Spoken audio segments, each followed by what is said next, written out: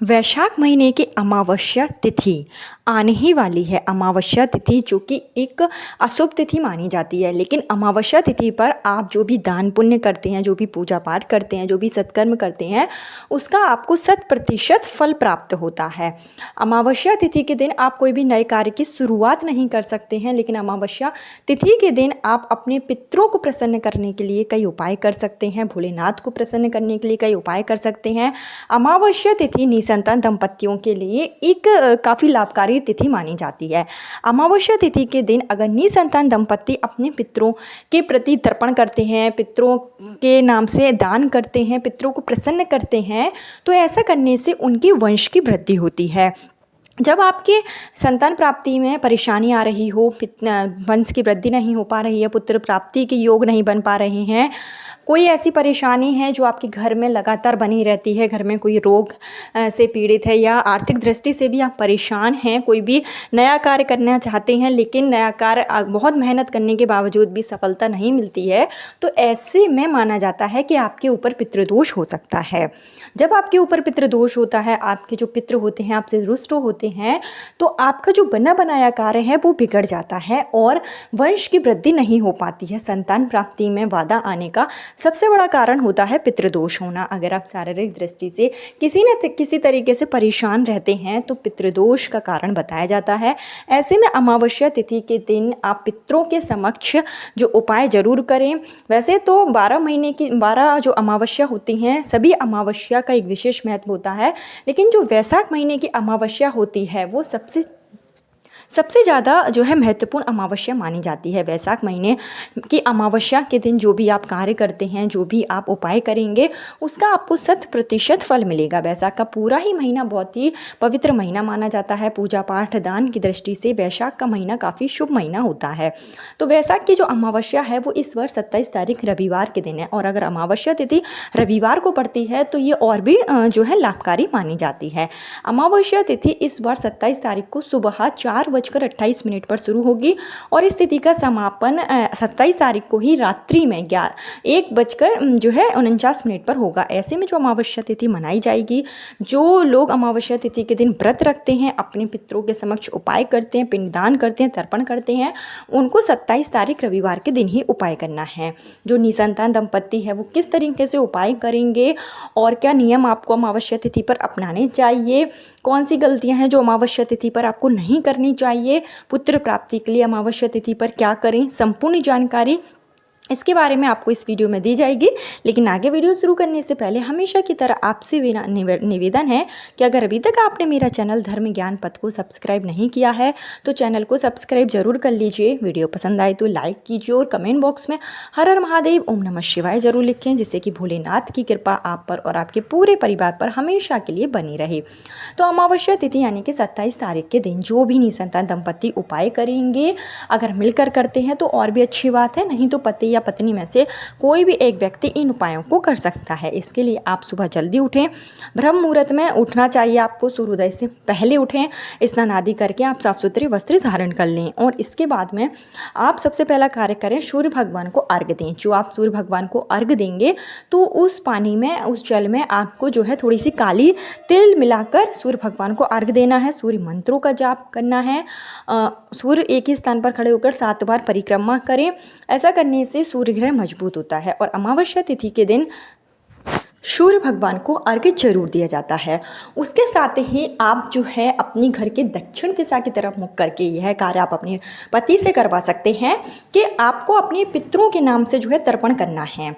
घर के दक्षिण दिशा की तरफ मुख करके एक लोटा लें, तांबे का ले सकते हैं, स्टील का ले सकते हैं, उसमें काली तिल डालकर और थोड़ा सा जौ अगर आपके पास है तो जौ डालकर, अगर जौ नहीं है तो सिर्फ काली तिल डालकर घर के दक्षिण दिशा की तरफ मुख करके अपने दोनों हाथों से जो है जल देना है, अपने पितरों को याद करना है और ओम सर्व पितृ देवताभ्यो नमः इस मंत्र का आपको कम से कम 11 बार जाप करना है।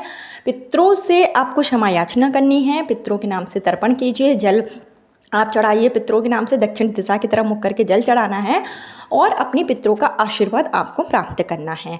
तो यह कार्य भी आपको जो है अमावस्या तिथि पर करना है। वैसे तो अमावस्या तिथि के दिन पीपल के पेड़ में जल चढ़ाने का विधान है, लेकिन इस बार की जो अमावस्या वो रविवार के दिन पड़ रही है और रविवार के दिन पीपल के पेड़ को स्पर्श नहीं करना चाहिए, नहीं तो आपके घर में जो दरिद्रता वास कर जाएगी।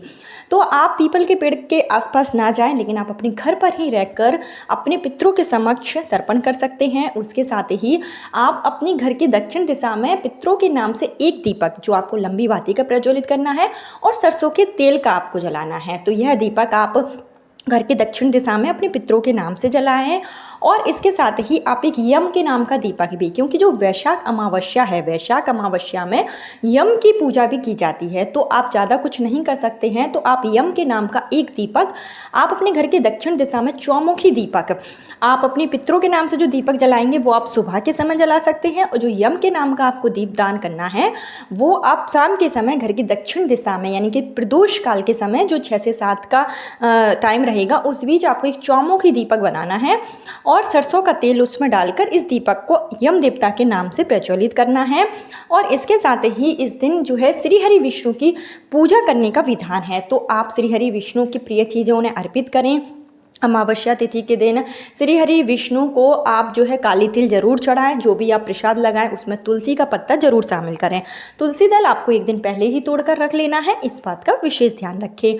और विष्णु भगवान के सामने आप विष्णु सहस्त्रनाम का पाठ कर सकते हैं, विष्णु चालीसा का पाठ कर सकते हैं, पंजीरी का भोग विष्णु भगवान को लगाएं और घी का एक दीपक प्रज्वलित करें। संतान प्राप्ति, पुत्र प्राप्ति की कामना विष्णु भगवान के सामने बोलें।